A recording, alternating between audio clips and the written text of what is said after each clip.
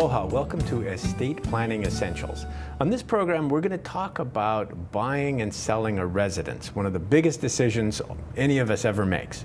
I'm attorney Scott Makuakane with the law firm Estate Planning Counsel, and our special guest this week is Audrey Hutton, who is a 20-year realtor.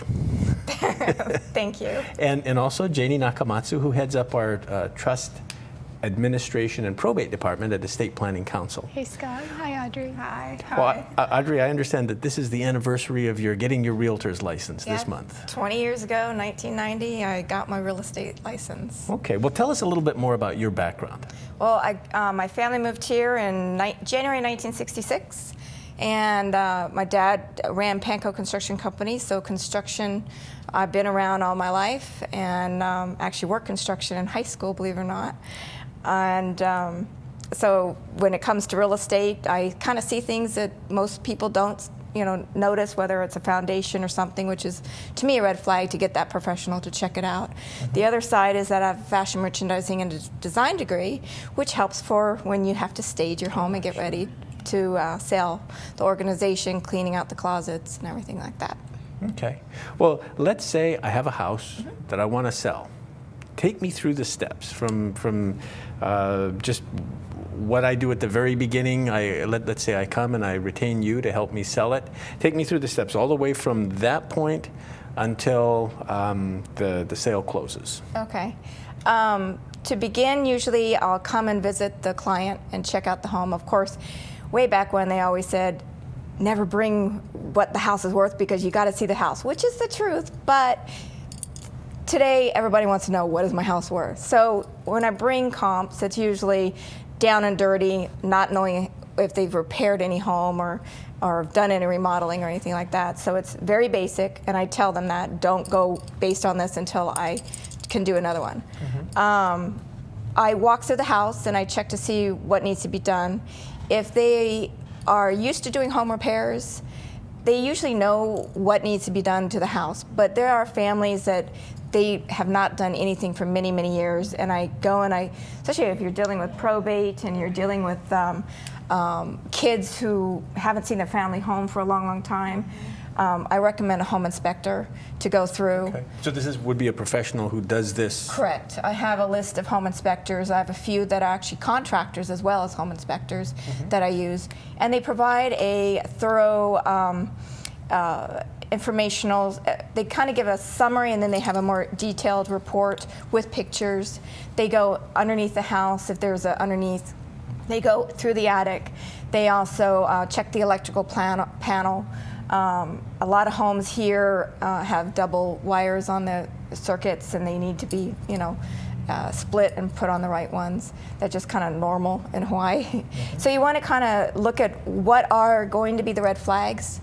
And then I always suggest to get estimates on, usually all of it, just why not? They're going to talk to someone anyway. Get an estimate, because if they don't repair something, then they have maybe 2 or 3 bids from someone, and if that buyer comes back, we already have our bids, and we kind of know, okay, well, do we provide some sort of credit if they need to, if they can't afford to repair it. Especially like roofs, a roof might be 14 years old and there's only 1 year left, and there might be a leak, and they go, I can't afford to replace a roof, And so that's just, common, just let them know, sit down and analyze what they can do, what they cannot. Always you want to I always tell the seller, think like a buyer again. Go back, look at what was the features of your home that you liked. Are they in good shape? Maybe it was walking through the front door and you loved the solar lights and the plants that were all right walking up, and now they're all dead plants with none of the solar lights working, straighten that up, if the grass is missing some, it's spotted and it's not put in, let's get fertilizer, do what we can, water it to kind of get it up. So some buyers, some sellers, I realize you have to sell right away due to circumstances, but there is always some sort of preparation. I'll deal with what I have to do under the circumstances, how much time. I will not list a property until it is staged and the I have the pictures done.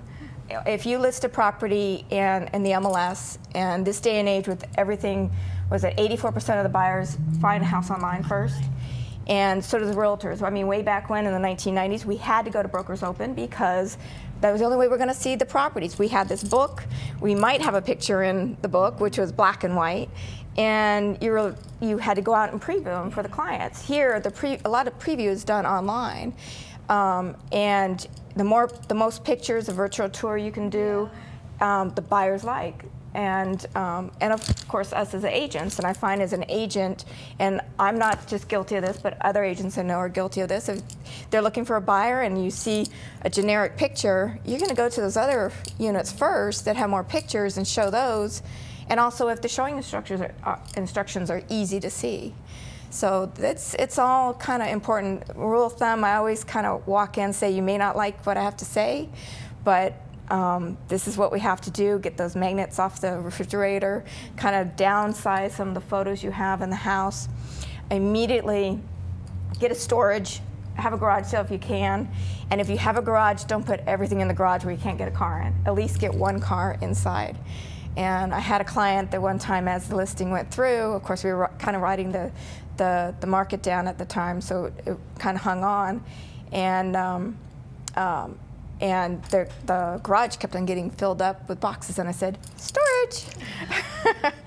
So yeah, I have to keep an eye on it. Just in terms of the market right now, we're recording this show at the end of March 2010. Mm-hmm.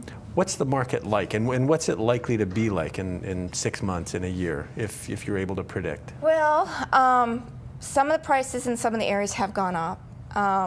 And you can't really, I know that Honolulu Board of Realtors gives it an overview of the average home, but you really kind of have to look at the neighborhoods and see what's going on. Mm-hmm. You know, we still have the most of the short sales and foreclosures over in the west of Oahu, which is Kapolei, Eva Beach, mm-hmm. In that area. But we do have spotty, parts. There's some in Kaimaki, the windward side. Laie got hit too with foreclosures. It's going to be interesting with the buyer credits, first-time home buyer credit, and the other credit. We believe pretty much it will go away by, if you don't are in escrow by in April. Uh-huh. There's also a couple loan programs, a rural loan program that's going to be going away, which was actually 100% financing. Mm-hmm. Believe it or not, there was just one that was still out there. The government actually doing away with that. So there's a few more changes that are coming up, plus some arms that are coming up to reset. So as these changes happen, does that put a downward pressure on the market, do you think? Well, there's also properties that the banks are holding. And there's properties that I know that I've had some buyers going, I want to buy that property, but how? And they're with a really large, big bank, so it's hard to get to the banks that way. So they're holding on to it till the market improves? Well, no, I think just their process and trying to. They're so slow. Some of the short sales, which means short sales is when they owe more on the mortgage than what you can sell your house for, is I had one that took 4 months, but now I'm hearing it's almost 7-8 months or so. And I don't know if it's because the agents who are on the listing side don't have their documents all together and presenting it. I actually just took a short sale foreclosure certification class, which I just got to finish 2 webinars. I'll get my certification for the end of this month. And I've taken enough classes, but they've actually added to the packages. A little bit more in depth, a little bit helping if you're the buyer's agent to present this to the seller's agent, have it kind of ready for them and help them along just to make their job easier. Because it may be an agent, there's a few agents here on the island that they haven't gotten that niche. They're doing those and they are overwhelmed with a lot of properties. And there's some that haven't done that many that if you can help, it's all about communication, help them through the process, then hopefully it will go